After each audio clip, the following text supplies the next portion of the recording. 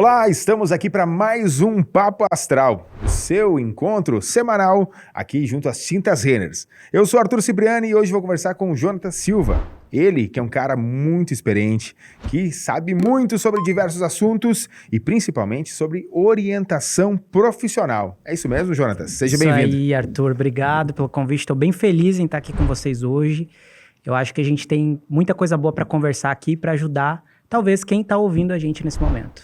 Dentro da tua trajetória profissional, são várias empresas, né? Algumas delas agora multinacionais, tá aí atuando sempre ativo nessa questão de marketing, de vendas. Como é que é um pouco desse teu universo? Então, Arthur, eu trabalho já há mais de 20 anos na área comercial, né? Mas como todas as pessoas, eu tive que ter um começo, né? Então, eu comecei lá num primeiro trabalho de estágio, trabalhando na área produtiva. E eu acredito que, muito linkado ao momento que a gente vive hoje, eu acabei começando e recomeçando muitas vezes, que é o que vai passar nesse momento para muitas pessoas, né? Então, comecei aí, passei por grandes empresas, Heineken, passei por Lojas Labs, por Sicredi, Grupo Carrefour, entre outras grandes empresas, fazendo projetos e colaborando com essas empresas. Mas, como sempre, tudo tem um começo, né? E eu acho que esse é o grande negócio. Pois é, eu diria que não só começar, e sim recomeçar. Acho que essa é a questão, diante de tudo isso que a gente viveu e ainda vive, e infelizmente vai viver por mais alguns dias, mais algum período, a gente precisa se reestruturar. Você com certeza acompanhou nas notícias, né? Muita gente perdeu tudo, muita gente perdeu o emprego, ou perdeu um carro, enfim. Cara, a gente precisa se reinventar, né? Exatamente. Eu acho que o primeiro passo para a gente poder se reinventar é se conhecer. É fazer uma reflexão, né? Parar por um momento e entender quem a gente é de fato, qual é a nossa fortaleza. Porque na maioria das vezes a gente vive num mundo confortável, né? Onde a gente tem uma vida com uma rotina preparada, estruturada.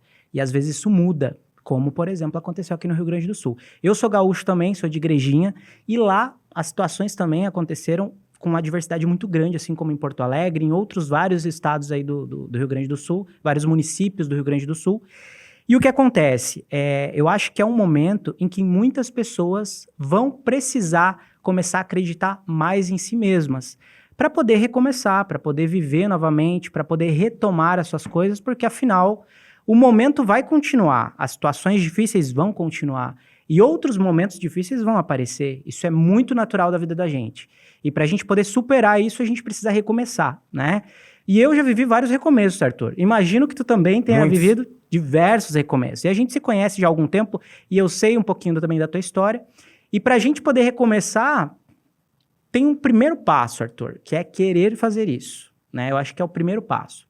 Eu trabalho já há algum tempo como orientador profissional, trabalho com empreendedores, lideranças, vendedores, e eu escuto muito isso. Muitas pessoas têm desejo de alcançar diversas coisas, de alcançar diversos objetivos, mas na hora de colocar isso em prática, às vezes tem muita dificuldade, porque o querer tem que ser o começo. Esse é o primeiro passo para a gente poder alcançar qualquer mudança ou qualquer recomeço na vida da gente, Arthur. Pois é, mas aí o querer ele é importante, mas com certeza aquele cara que tá lá totalmente desolado, assim, aquela família tá toda desolada, perdeu tudo, não sabe para que lado correr. A gente vê que tem um monte de burocracia para que as coisas aconteçam, né? Aí tu vai chegar para esse cara e dizer assim, ó, vamos lá, vamos recomeçar. Então, é sempre uma situação super desafiadora, né? Porque o recomeço de cada um é diferente. Cada um tem as suas possibilidades, cada um tem a sua vida, cada um tem a forma de viver. Então, eu acho que existe, sim, um grande apelo para que as pessoas continuem, para que elas recomecem. E muitas dessas pessoas vão precisar de mais apoio do que outras. Mas é o que eu te falei, eu acho que o primeiro ponto é ter realmente a atitude de parar, colocar o equilíbrio em dia, né? Dar uma parada, refletir, entender quais os seus objetivos, o que tu vai fazer, o que vai ser necessário fazer dali para diante. Eu trabalho com muitos empreendedores, por exemplo. E os empreendedores nesse momento estão passando por muitas dificuldades, como todas as outras pessoas, né? Porque afinal é aquela pessoa que não tem uma renda fixa, que não vai ter o direito, né? Que não vai ter a segurança, de repente, da rescisão ou de qualquer outra coisa. Ou ele vive normalmente pelo valor que entra em caixa, mês a mês. É aquilo, ou dia a dia até, né? O dia a dia, exatamente. E às vezes o empreendedor, ele não é a pessoa que vende, não é o comercial, ele é o cara que organiza tudo isso. Que montou. Né? E aí, de repente, ele se vê num momento em que a equipe dele está furada. Que ele não tem, talvez, aquele comercial forte que ele tinha, por algum motivo que teve lá, de sair, de reestruturar sua vida também, de mudar, enfim. E ele precisa realmente colocar as coisas em ordem, se equilibrar, para poder respirar e recomeçar de novo. Não tomar iniciativas precipitadas. Porque nesse momento, mais uma iniciativa precipitada vai ser mais um problema que ele vai ter, né? Fácil não é, mas é necessário manter o equilíbrio e principalmente acreditar no seu talento. Eu acho que hoje uma grande dificuldade que a gente tem como um todo é acreditar na gente mesmo, acreditar no nosso talento. E eu falo isso porque, contando aqui pra ti, Arthur. Sim. Uma certa vez eu cheguei no estado da Bahia, cheguei na Bahia, e eu fui conversar com uma pessoa e ela começou a chorar, e começou a me contar que estava muito difícil para ela seguir adiante. Ela estava trabalhando numa posição de liderança, e estava com muita dificuldade, e ela disse para mim, cara, eu acho que eu não vou conseguir. Não vai dar certo, eu não tô conseguindo, tá muito desafiador. E eu lembro que era a primeira conversa que eu tinha com ela, né? Então eu não conhecia, sabia. eu não conseguia nem fazer uma análise de poder ajudar ela em algum ponto, né? Resgatar. E a primeira pergunta que eu fiz pra ela foi o seguinte, me conta, tu já é mãe? E ela disse, sou. Quantos anos tem teus filhos? Ela disse assim, olha, eu tenho um de 24 e um de 16. Beleza. E me conta uma coisa, assim, como que estão teus filhos hoje? Ah, eles estão excelentes, estão estudando, um já está trabalhando, está tendo uma vida super boa. Ah, legal. E me conta, tu teve que alguma vez confrontar eles e colocar regras, delegar tarefas para eles fazerem, olhar para eles e dizer assim, volta para o caminho, que esse daqui é o caminho, tu tá indo por um caminho que talvez vai te dar problema mais para frente, sabe? E ela disse assim, cara, muitas vezes. Tive que fazer isso muitas vezes. Eu disse, bom, beleza. O verdadeiro papel de mãe, né? Beleza. E tu pode demitir os teus filhos? Não, jamais. Eles são a minha vida. Eu disse, cara, então tu pensa só. Tu tá exercendo o papel de liderança mais difícil da vida. Quer ser mãe, quer ser pai. É muito difícil esse papel. Porque não existe demissão. Vai ser o teu filho pro resto da vida. E você vai ter que fazer isso 24 horas por dia. Ajudar ele, dar exemplos, apoiá-lo, mostrar os caminhos corretos e muitas vezes realmente criar regras para que eles possam seguir. Então, você é a melhor líder que existe no mundo. Você faz uma liderança que poucas pessoas conseguem fazer. No trabalho é muito mais fácil do que liderar, do que na vida pessoal, olhando para um filho que vai depender totalmente de ti, como ele vai se moldar, como ele vai crescer, como ele vai viver, né? E eu percebi que ela começou a chorar intensamente ouvindo aquilo ali. E no final ela olhou pra mim e disse assim, cara, pois é verdade. Por que eu tô tão mal se eu sou uma ótima mãe? Eu disse, e se tu é uma ótima mãe, tu é uma ótima líder. Porque às vezes a gente esquece, Arthur, que o papel da vida da gente... Tem muita gente que fala o seguinte, da porta da casa pra dentro eu sou uma pessoa e da porta pra fora eu sou outra no trabalho. Na minha concepção isso não existe. A gente é uma pessoa só. Porque o trabalho é uma continuidade da vida e a vida é uma continuidade do trabalho. Porque para eu poder viver, eu preciso ter dinheiro, ter rentabilidade para poder pagar as contas, a luz. A gente não vive mais no tempo das cavernas, né? A gente precisa, infelizmente, de dinheiro para se manter. Então, a vida da gente é muito conectada com qualquer outra coisa que a gente faça na vida.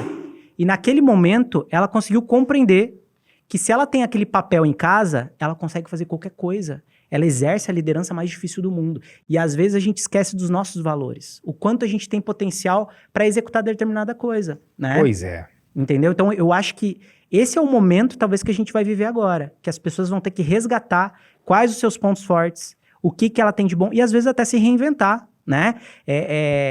Eu trabalho com empreendedores, com liderança, com vendedores. Os vendedores, muitos também têm essa crise de identidade. Não, eu não nasci para vender, eu não nasci para trabalhar nisso. Não quero, não gosto. Mas espera aí, esses dias eu estava falando o seguinte.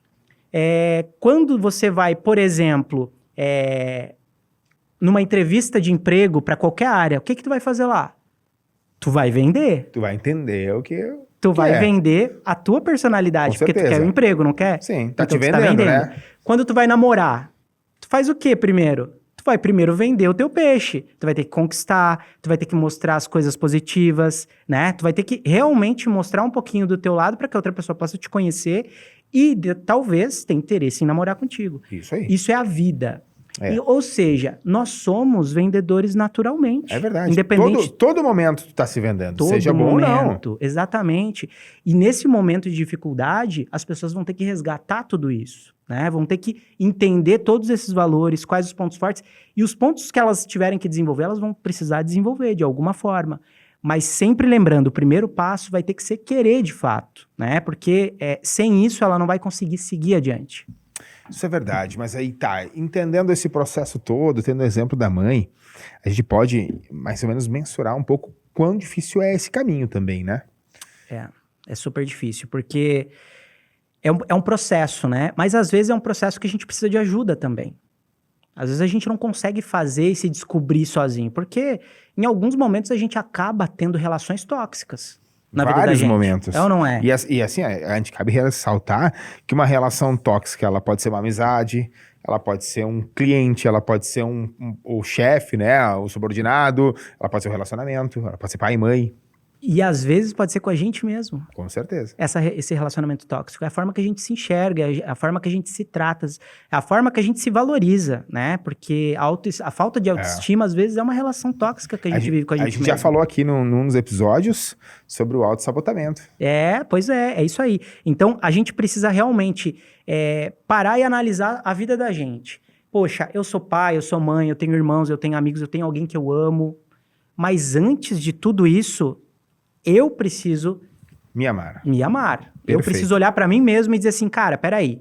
Se eu tenho um filho e eu quero que ele seja feliz, eu quero que ele seja um profissional realizado, ele tem um exemplo, que sou eu. Deixa eu pegar esse gancho, assim, João, se tu me permite. Cara, mas eu observo muito isso, que existe muitas frustrações nos pais, que eles, tipo assim, ou eles levam isso pros filhos, ou eles fazem de tudo pros filhos não ter isso. Porque eu fui frustrado que eu não consegui, por exemplo, tal emprego, ou trabalhar numa coisa que eu não gosto, mas eu escolhi cuidar do meu filho, sustentar meu filho mais para dar algo melhor para ele. Isso pode também ser bom ou ser ruim? Então, eu acho que a criação ela é muito individual de cada um, né? Existem ciclos, né? Então, cada geração vive um ciclo. Então, por exemplo, a nossa geração no passado viveu um ciclo que talvez estudar, se formar, não era uma coisa tão prioritária, porque naquele momento, talvez, isso não era tão exigido, talvez, no mercado, para evolução. Hoje, não. Ou as pessoas podem continuar escolhendo viver naquele ciclo com seus filhos, e dizer assim, cara, isso não é importante. Ou dizer assim, não, eu não pude ter isso, mas agora eu vou te ajudar a ter, e eu quero que tu utilize isso ao teu favor. E por que eu tô puxando esse assunto, né? Porque isso também vem da nossa base para recomeçar. Agora é o momento de você olhar pro seu pai, pro seu filho, pro seu irmão, pro seu tio, tia, e entender que em família a gente pode ter um mundo muito mais colorido e dar certo. Exatamente. Mas, na verdade, assim, a gente sempre vai ter frustrações, né? A gente sempre vai se frustrar com alguma coisa. Às vezes, esses dias alguém me comentou o seguinte, Arthur, me perguntou o que era felicidade absoluta. E aí várias pessoas deram suas opiniões. Absoluta? Né? Tu já pensou sobre isso já, o que é felicidade absoluta? Inúmeras vezes.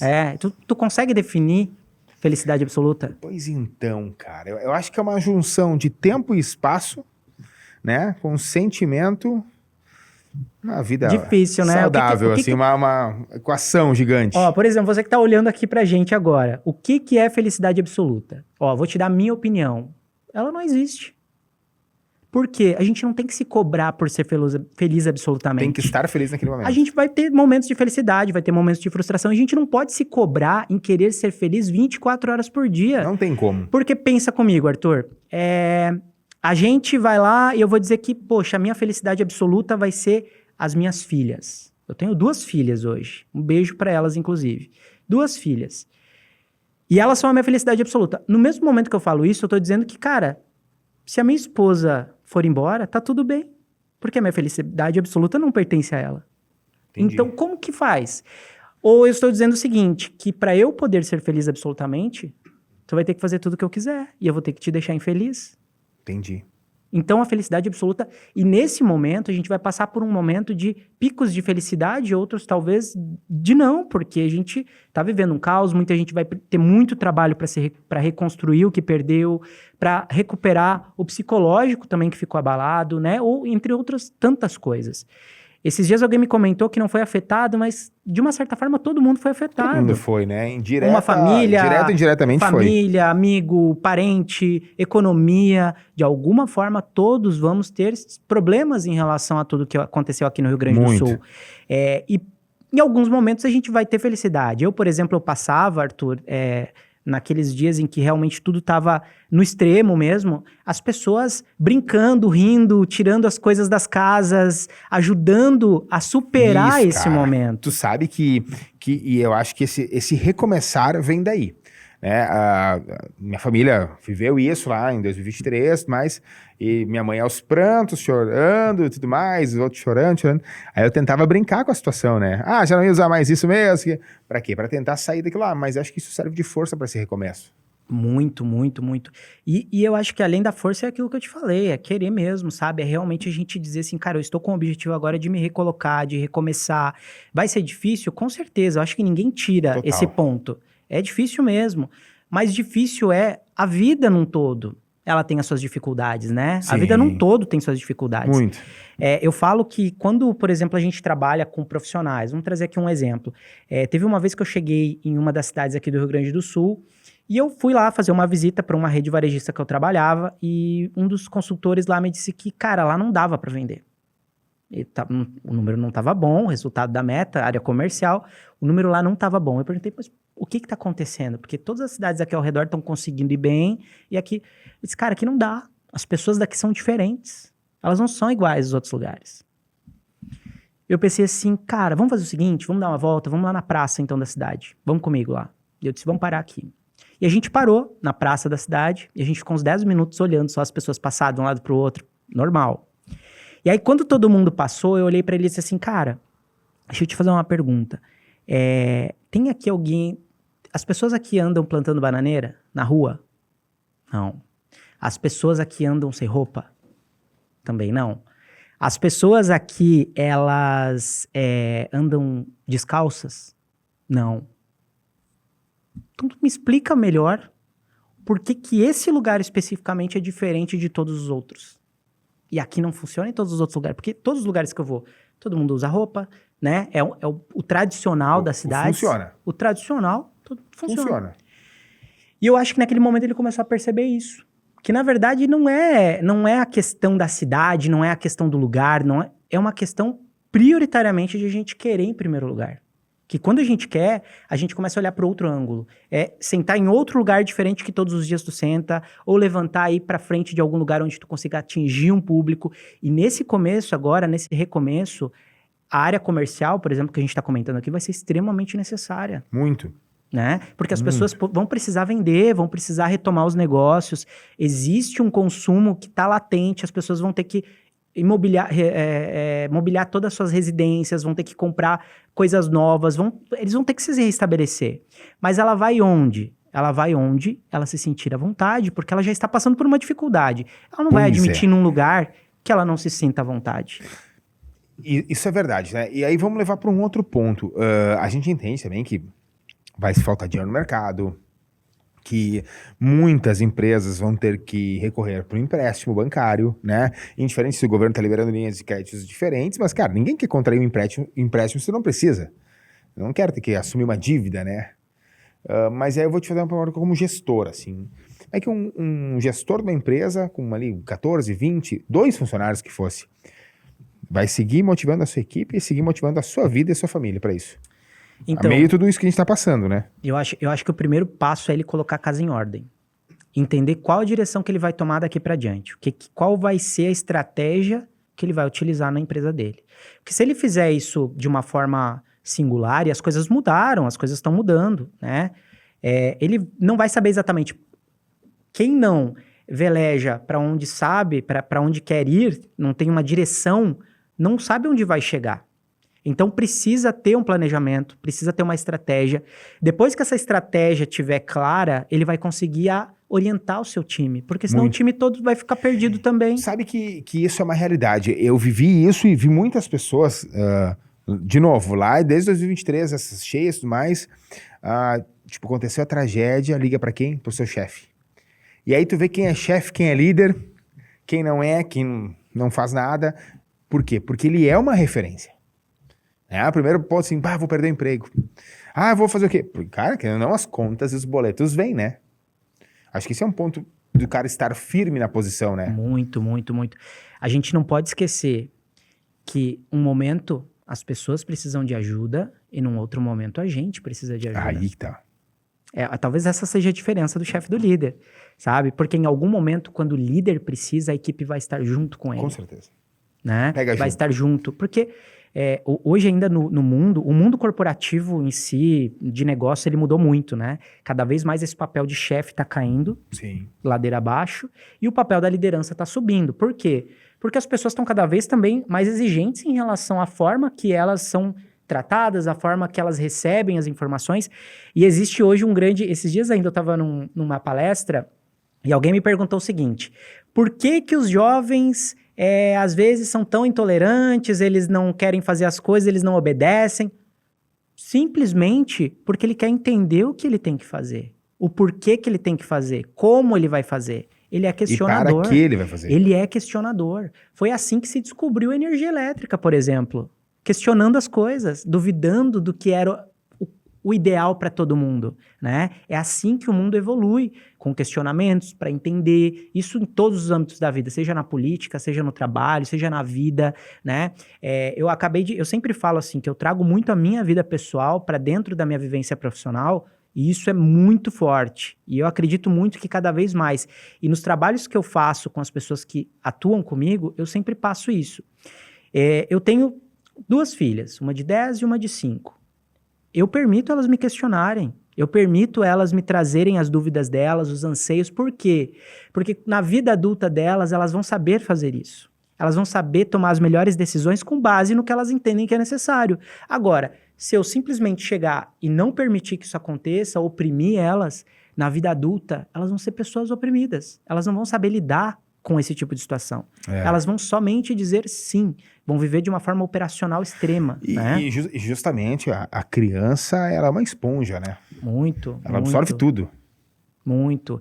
E ela é muito honesta, ela é muito transparente, ela é muito pura, né? Então, na maioria das vezes, quando ela fala alguma coisa que nos pega de surpresa, é porque ela realmente é instintiva, ela é criativa. Ela olha as coisas de uma ótica que às vezes a gente que é adulto não consegue mais fazer. E que é exatamente o que eu acabei de falar do empreendedor. O empreendedor agora ele vai ter que parar e olhar por outra ótica para poder replanejar a sua rota, né? Alguns vão conseguir replanejar dentro do seu próprio negócio, outros talvez vão entender que aquele negócio já não era o que ele queria estar mesmo, já não era o ideal e talvez vai procurar uma outra frente de negócio, né? E também tem aquele cara que talvez vai dizer assim, cara, peraí, mas eu adoro ser empreendedor, mas talvez ele possa virar um intraempreendedor, ele possa empreender em outros negócios para aprender ainda mais, tu entendeu? Uma vez você já me falou sobre ser empreendedor e intraempreendedor. Dá uma explicada sobre isso. Acho que é muito interessante. Até porque muita gente vai nos assistir e vai começar a entender um pouco mais sobre isso também. Vai se colocar nessa posição agora. Exato. Eu acho que assim, Arthur, quando a gente fala de empreendedorismo, de ser empresário, ele é um mundo muito glamouroso, né? Para quem olha de fora. Acho que é tudo fácil. Quem vive nesse mundo entende que ele não é tão simples assim. Como diria os antigos, quem tá dentro, quem tá fora quer entrar, quem tá dentro quer sair. Pode ser que seja isso, né? Então, eu acho que esse é um ponto super importante. Às vezes a gente quer empreender, a gente quer ter um negócio próprio, a gente quer se aventurar. E tal. Mas às vezes a gente não tem responsabilidade no lugar que a gente trabalha. Tá. Já começa por aí. Então eu já tenho que pensar assim, opa, eu não tô preparado para esse movimento. Ou talvez eu sou um cara super engajado, um cara preparado, que tá no meu trabalho colaborando, mas eu não conheço o mercado, eu não sei muito, não tenho domínio das áreas, não tenho domínio de um negócio que eu quero abrir, de um setor que eu quero abrir. Aí qual que é a melhor alternativa é ser um intraempreendedor, que é o quê? Empreender dentro de um negócio de outra pessoa, para poder servir como um laboratório para que ela possa viver primeiro aquele movimento, sem ter risco, sem ter custo, e podendo colaborar ainda com uma terceira pessoa. Porque muitos talentos nascem através de outros negócios, não do seu negócio próprio. Daqui a pouco ele esteve... vou dar um exemplo, né? Daqui a pouco ele trabalhou por anos numa padaria, ele entendeu os processos, ele vai para uma padaria, esse padeiro... Não, daqui a pouco não. Daqui a pouco ele quer uma franquia de cupcake, como tiveram as gurias aqui. Exato. É uma outra situação, mas ele tem que ter uma experiência para isso. Tem que ter uma experiência. E, gente, não é fácil, porque assim, às vezes a gente acha que é só abrir uma empresa, né? Não é. Mas é muito mais do que isso. É conhecer as leis, é conhecer a legislação, é saber como que eu vou trabalhar com o imposto que eu vou ter sobre tudo que eu faço, é saber como lidar com as pessoas, que são o principal ativo de uma empresa hoje. Às vezes a gente diz assim que a gente quer resultado, a gente quer isso, mas, gente, resultado nunca vem antes de pessoas. É a gente que faz o resultado. Ah, mas olha só, eu coloco no Google. Gente, quem desenvolveu o Google? Quem desenvolveu as plataformas aí de monetização são pessoas. O resultado ele só vem depois das pessoas. Se a gente tem um negócio e não consegue lidar com as pessoas para mostrar para elas... E às vezes é muito comum do empreendedor ele trazer talentos para colaborar em frentes que ele não domina, por exemplo, né? Porque a gente tem o empresário e o empreendedor, né? O empresário é aquele que vai lá e bota dinheiro dentro da empresa e é tudo isso. Certo. O empreendedor é aquele que cria, aquele que inova, aquele que traz possibilidades, aquele que traz que investe novidades. O dinheiro e traz o resultado com o dinheiro. Exatamente, esse é o empreendedor, né? Então, são duas coisas super distintas. E quando a gente fala de ser empreendedor, vale muito primeiro aprender em outros negócios, e talvez seja o momento agora, né? Antes de arriscar, de repente, é o que tu falou no começo, de fazer uma dívida, de contrair uma dívida, alguma coisa. É complicado. Vai lá, vai ter muita oportunidade hoje, muitas pessoas vão se descobrir com talentos que talvez não conhecem, né? A gente se descobriu. Arthur, você tá aqui hoje comigo, tá conduzindo aí o nosso papo. Em algum momento tu descobriu que tu tinha essa habilidade. E assim funciona em todos os momentos. Ninguém nasce com habilidades totalmente formadas. Não tem um chip que tu coloca lá e alguns funciona. Nascem com uma predisposição, logicamente, a conhecer tal coisa, ter uma habilidade de comunicação. Vou dar um exemplo simples. O jogador de futebol, ele não nasce sabendo jogar. Ele pode ter uma predisposição a ter mais habilidades naquilo lá. Mas se ele não treinar, exatamente, pelo menos por um determinado período, ele não vai conseguir ter resultado. Exato. Deu um exemplo ideal. É igual filhos, por exemplo. O filho, até 6 anos, ele praticamente não consegue nem tomar banho sozinho. Ele só absorve. Ele é totalmente dependente, né? Então ele só vai... E o que acontece? Nesse momento ele vai aprender com a essência de quem está ensinando. Se a pessoa fala palavrão, o que ele vai fazer? Vai repetir. Se a pessoa é religiosa, ela vai repetir. Se a pessoa olha noticiários, ela vai repetir. Então ele vai repetindo e o aprendizado, na verdade, ele é uma série de repetições. Sim. Né? As pessoas, por exemplo, assim, eu tô fazendo inglês de há algum tempo. E até um tempo atrás eu era intermediário. Aí a minha filha faz 8 anos e esses dias ela foi conversar comigo em inglês. Uhum. E aí eu descobri que eu não sou intermediário. Eu não consigo conversar com ela como ela tem habilidade. Por quê? Porque ela repetiu por 8 anos o inglês. Sim. E ela não terminou a caminhada dela ainda, com 10 anos. Né? E aí ela olhou pra mim e disse, ué, pai, tu não era intermediário? Como é que tu não tá conseguindo conversar comigo? Real. Até então eu acreditava em algo que não era totalmente real, né? Porque na gramática estava aquilo, mas a vida real é diferente. Ou que talvez eu não tenha me dedicado o suficiente. Tem essa outra ótica, claro. Né? Que é aquilo que a gente está falando. Então, o quanto de energia tu desprendeu para que ela fosse realidade? O quanto realmente eu quero isso, né? Então, esse é um ponto ideal. E quando a gente fala sobre recomeço, quando a gente fala sobre descobrir os seus talentos, é exatamente isso. É querer dizer assim, cara, parar de... você me trouxe aqui ao ponto agora de autossabotagem, né? É parar de se sabotar e dizer assim, não, peraí. Eu não sou bom nisso mesmo. E eu só consigo melhorar em alguma coisa quando eu descubro e quando eu aceito que aquilo eu preciso melhorar. Se eu não aceitar, eu não vou conseguir trabalhar aquilo, eu não vou conseguir melhorar e evoluir, né? Se eu, por exemplo, não me comunico bem, se eu não domino matemática e eu não aceitar isso, eu não vou conseguir evoluir.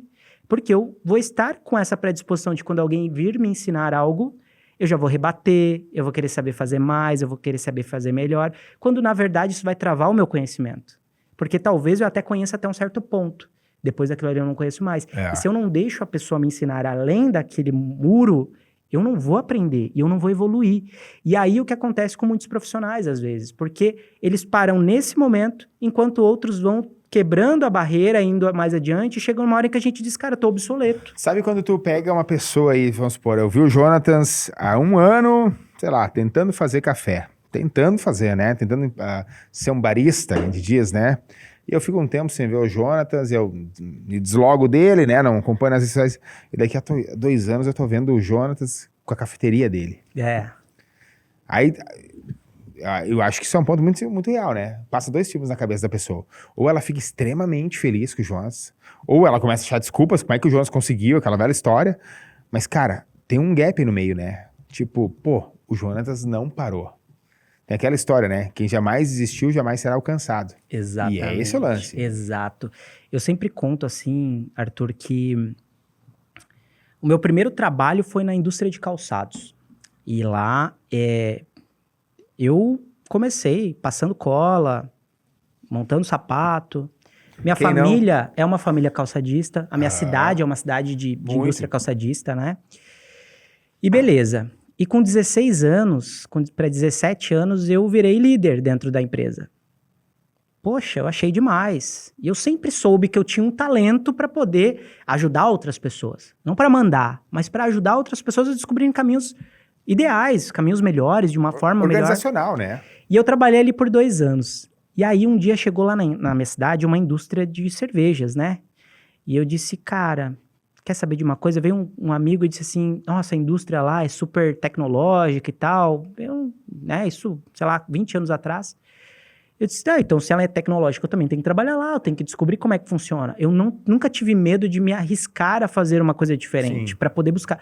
Eu não sabia como eu evoluía. Eu não sabia como que eu podia melhorar, mas eu sabia que eu queria fazer aquilo. Então eu ia indo no instinto fazendo isso.